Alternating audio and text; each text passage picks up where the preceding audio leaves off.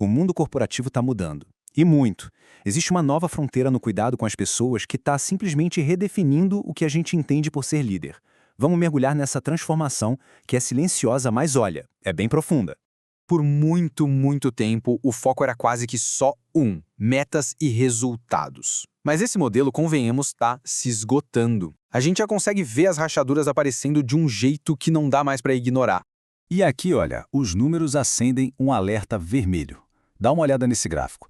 Os afastamentos por transtornos mentais no Brasil estão batendo recorde atrás de recorde. Em 2023, foram quase 290 mil casos.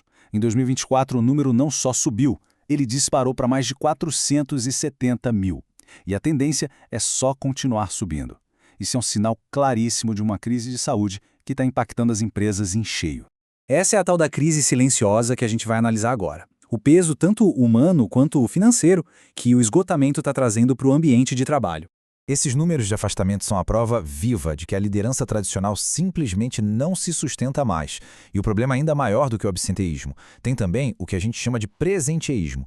O funcionário está lá de corpo presente, mas a cabeça está longe, a produtividade despenca, o engajamento some. É um custo invisível, mas, nossa, gigantesco.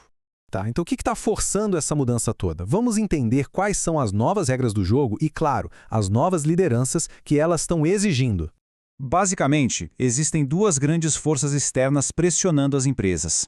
A primeira são as diretrizes de ESG ou ASG de ambiental, social e governança.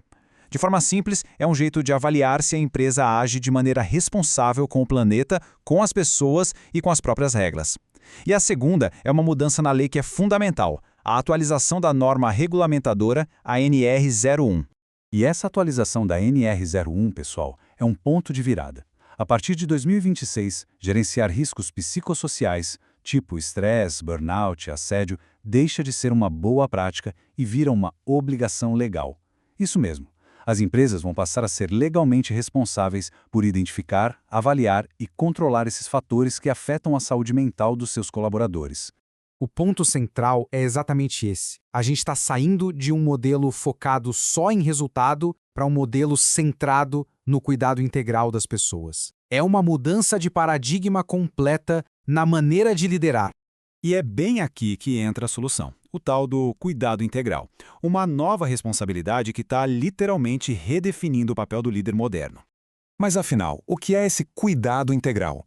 É uma abordagem que enxerga a saúde de um jeito completo, em todas as suas dimensões, e coloca isso no coração da cultura e da estratégia da empresa. Não é um programinha isolado, sabe? É para fazer parte do DNA da organização.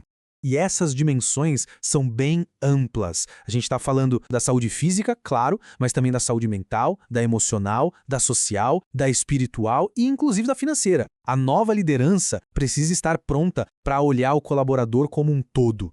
Essa citação resume essa mudança de mentalidade de um jeito perfeito. O contrato de trabalho compra o tempo, compra o esforço físico e mental. Mas o comprometimento, a lealdade, a alma, isso precisa ser conquistado. E se conquista com um ambiente de cuidado e de respeito. Ok, a teoria é muito bonita, muito poderosa. Mas como é que a gente coloca isso na prática? Vamos dar uma olhada agora nas ferramentas que capacitam a liderança para essa nova forma de atuar. Essa capacitação se apoia em 3 pilares que são essenciais. Primeiro, desenvolver novas competências de liderança, como comunicação, gestão de emoções. Segundo, algo super prático, entender de verdade a gestão do plano de saúde. E terceiro, saber como estruturar programas de bem-estar que realmente funcionem, que façam a diferença. E por que, afinal, a gestão no plano de saúde é tão importante? Esse dado aqui mostra bem o porquê. Só 7,5% da população brasileira consegue pagar um plano de saúde particular do próprio bolso. Isso quer dizer que a esmagadora maioria das pessoas depende do benefício que a empresa oferece. Então, gerenciar bem o plano de saúde virou uma responsabilidade social enorme. E se a gente olhar pelo lado do negócio, o impacto financeiro é gigante. Em 2000, o custo do plano de saúde era uns 4% da folha de pagamento. Hoje, essa média já está em 16%. É o segundo maior custo com o pessoal, só perde para o salário. Ou seja, gerenciar isso bem não é só uma questão de cuidado, é uma questão de sobrevivência financeira. Cuidar das pessoas é a coisa certa a se fazer, sem dúvida, mas também é a coisa inteligente a se fazer. Vamos ver agora os resultados que essa abordagem traz, resultados bem tangíveis. Os dados não mentem. Uma pesquisa da Gallup mostra que líderes mais empáticos conseguem um aumento de 62% no engajamento das equipes. 62%. É um número que transforma qualquer ambiente. E todo esse engajamento, claro, se traduz em resultado. A mesma fonte aponta um aumento de 21% na produtividade em ambientes que priorizam o bem-estar. Cuidar das pessoas gera mais resultado, e não menos. Outro ponto super crítico para qualquer negócio é reter talentos, certo? Um estudo da Harvard Business Review mostrou que empresas com bons programas de bem-estar têm uma rotatividade 25% menor. Isso economiza tempo, dinheiro e, principalmente, conhecimento. E aqui a gente fecha o ciclo, voltando lá para o problema do início. Ações que promovem a saúde levam a uma redução de 20% no absenteísmo. O investimento em prevenção e cuidado se paga, combatendo de frente aquela crise de afastamentos que a gente viu lá no começo. E tudo isso nos leva a uma pergunta final, uma reflexão para cada líder, para cada empresa.